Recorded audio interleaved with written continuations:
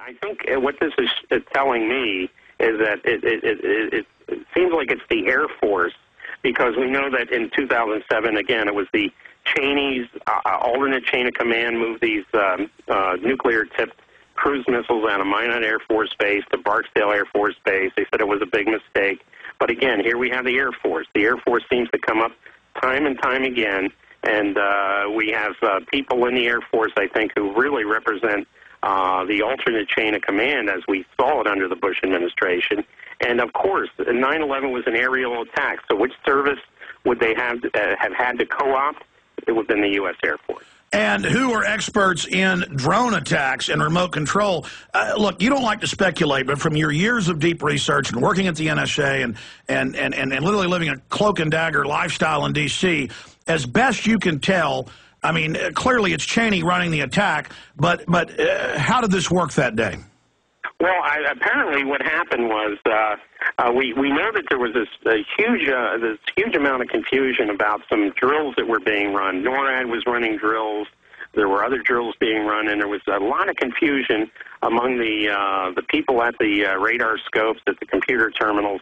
They said they were watching television. They said, "Wait a minute, is this drill or is this real time?" And I think the purpose of this alternate command and control system was to confuse the situation.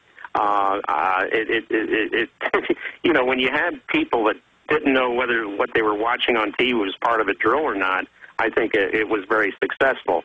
So the knowledge of what was really happening only had to be amongst a very few people, because even the people who might have been on the PDAS terminals getting this information wouldn't have had the big picture. Only a certain number of people would have had the big picture and would have known what was going on that morning.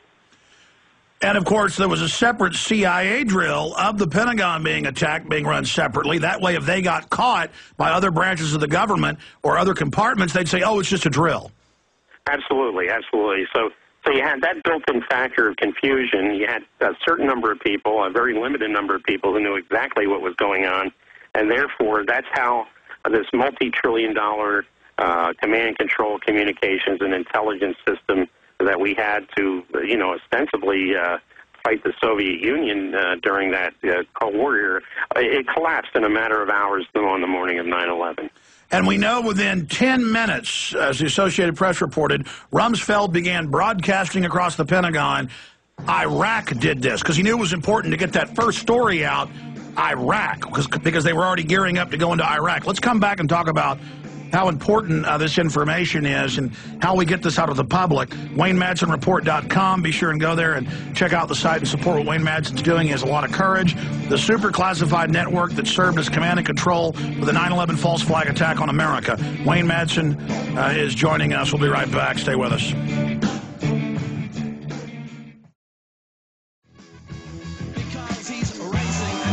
We were just talking about how the troops are on Fox News saying they helped the Afghans grow the opium, and it's come out the contractors are shipping the heroin out. I mean, if they can get on the news and admit they're growing the opium, but say it's to fight al-Qaeda, they can take your pension funds, everything else, and they are going to. They're announcing it.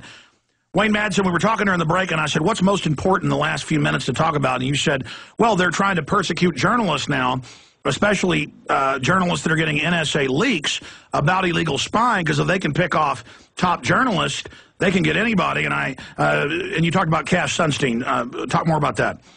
Well, I think what we see with this administration is it's in some ways it's worse than the Bush administration when it comes to violation of First Amendment rights. We've now know today that on Monday, Jim Risen of the New York Times was served a subpoena to go before a grand jury and reveal who his sources were. Now, they say this is about Chapter 9 in the book he wrote, which has to do with the CIA, but he also broke the story, or helped to break the story, on the warrantless wiretapping program at NSA. And I do know that the indictment of Tom Drake, the ex-senior official NSA, a few weeks ago, is part of a Justice Department NSA program to haul journalists before grand juries to get them to reveal who their sources are.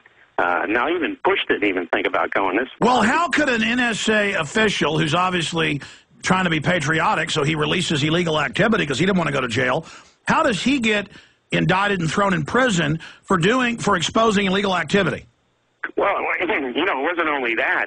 Apparently there's been a lot of multi-billion-dollar contract fraud at NSA. Now, look, this gets into Keaton cases. I think what the government did with Tom Drake was it was preemptive. Let's indict him before he can bring a Keaton case showing that the government, Michael Hayden, when he was director at NSA, and the present director, General Alexander, Keith Alexander, both engaged in multi-billion-dollar contract fraud to line the pockets of their favored contractors. And they're all the usual suspects, the SAICs, the Booz Allens, Computer Science Corporation, and the rest. This is hardball. Now the hardball is being played Nixon style. I say this about Obama. He's not a moron like George Bush, but he's every bit of a liar as Richard Nixon. And I think we're seeing more Barack Milhouse Obama here than anything else. Yeah, I mean, people thought Bush was bad. I mean, clearly, it was bad. But it's continuing. Clearly, it's all coming to a head right now. What about the Tea Parties, these Army documents we're getting where they are training to just mow Tea Parties down and take them to FEMA camps? Well, you know, I look at the Tea Party and I see a lot of anger. I see a lot of built-in energy and frustration. Unfortunately, I was here when Dick Armey was at the press club, and he ostensibly is like marshaling the Tea Party movement. And I think the Tea Party has to be very careful about being used as dupes by the Republican Party. All that anger, all that frustration, I think, should be channeled away from the Republican Party and to the mass protest. Sure, but if they can't co-opt it, I mean, they're training the Army that it's the enemy. That's outrageous. Oh, absolutely. And we've seen this happen before. We saw it happen in the 80s when people, were opposed to U.S. intervention in Central America. We had anti-intervention groups being infiltrated by the CIA, FBI, and others, and we're seeing a replay of that. Man, but it's on such a huge scale. I mean, the government is just so rotten and evil.